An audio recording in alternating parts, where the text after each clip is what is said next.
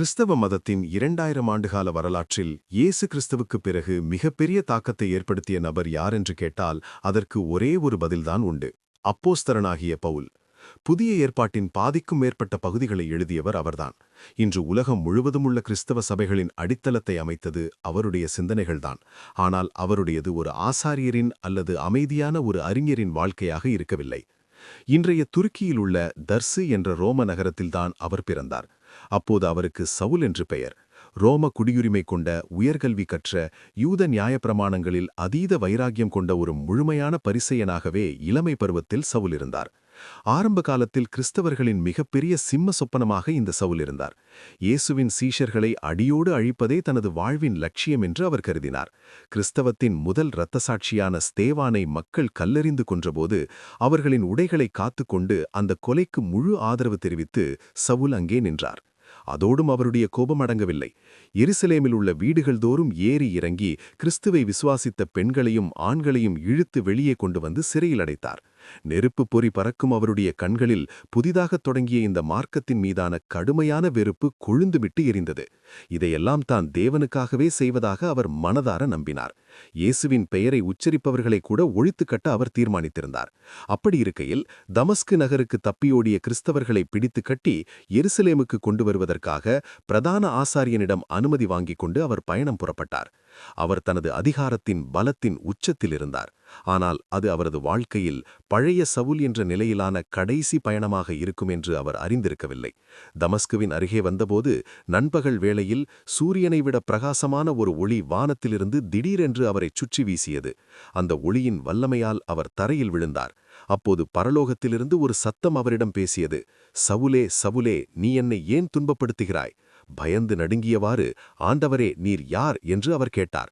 அதற்கு பதிலாக கிடைத்த பதில் அவருடைய உலகத்தையே தலைகீழாக புரட்டி போடுவதாக இருந்தது. நீ துன்பப்படுத்துகிற இயேசு நானே.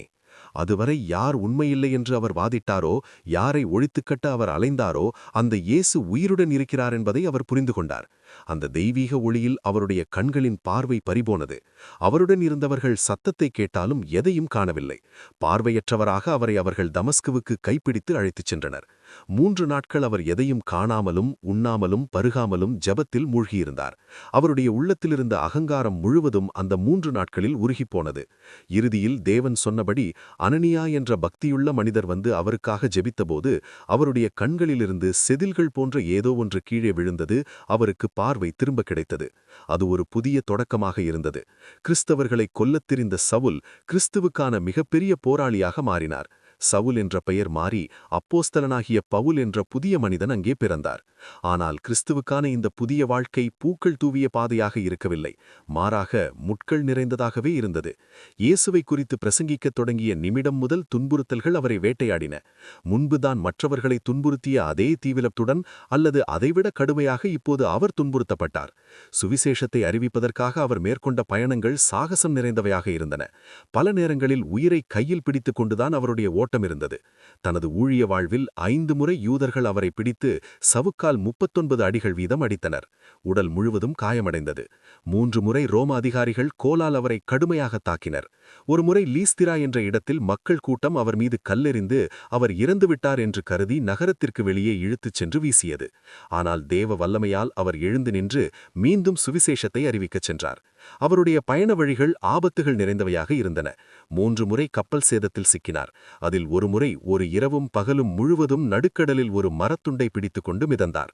பயணங்களில் ஆறுகளின் வெள்ளம், வழியில் திருடர்களால் ஏற்படும் ஆபத்துகள், சொந்த மக்களிடமிருந்தே எதிர்ப்புகள், புறஜாதியினரின் தாக்குதல்கள், நகரத்திலும் காட்டிலும் கடலிலும் உள்ள ஆபத்துகள் என எண்ணிலடங்காத துயரங்களை சந்தித்தார். பல நேரங்களில் உறக்கமில்லாத நிரவுகள், பசியும் தாகமும் குளிரும் நிர்வாணமும் அவர் அனுபவித்தார். இவை அனைத்திற்கும் மேலாக மாம்சத்தில் உள்ள முள் என்று அவர் வர்ணித்த அவரை தொடர்ந்து வாட்டிய ஒரு உடல் உபாதையும் அவருக்கு இருந்தது. அதை நீக்குமாறு அவர் தேவனிடம் அழுது மண்டாடினாலும், என் கிருபை உனக்கு போதும், பலவீனத்தில்தான் என் பலம் பூரணமாய் விளங்கும் என்ற பதில்தான் அவருக்கு கிடைத்தது. இவ்வளவு கொடுமையான துன்பங்களை அனுபவித்தும் பவுல் ஏன் சோர்ந்து போகவில்லை? அதுதான் அவருடைய மிகப்பெரிய அற்புதமாகும். பொதுவாக அவர் சிறையிலே வாசம் செய்தார். ஆனால் அந்த இருண்ட ஈரமான சிறைச்சாலைகளுக்குள் சங்கிலிகளால் கட்டப்பட்டிருந்தபடியில் அவர் எழுதிய கடிதங்கள்தான் இன்றும் கோடிக்கணக்கான மக்களுக்கு நம்பிக்கையை அளிக்கின்றன.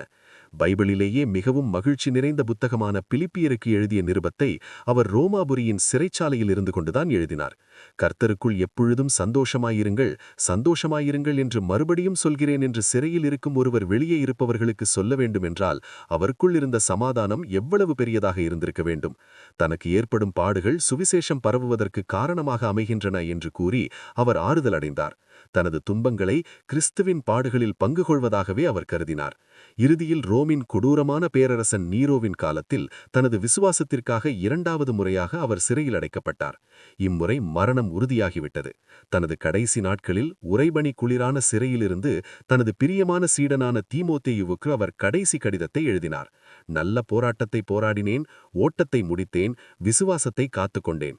இது முதல் நீதியின் கிரீடம் எனக்காக வைக்கப்பட்டிருக்கிறது.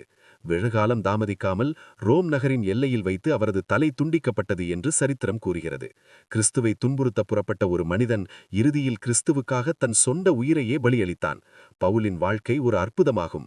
ஒரு மனிதனை தேவன் முழுமையாக பிடித்துக் கொண்டால் அந்த மனிதன் மூலமாக உலகத்தை எப்படி மாற்றியமைக்கலாம் என்பதற்கு எக்காலத்திற்கும் சிறந்த உதாரணமாக அப்போஸ்தலனாகிய பவுல் திகழ்கிறார்.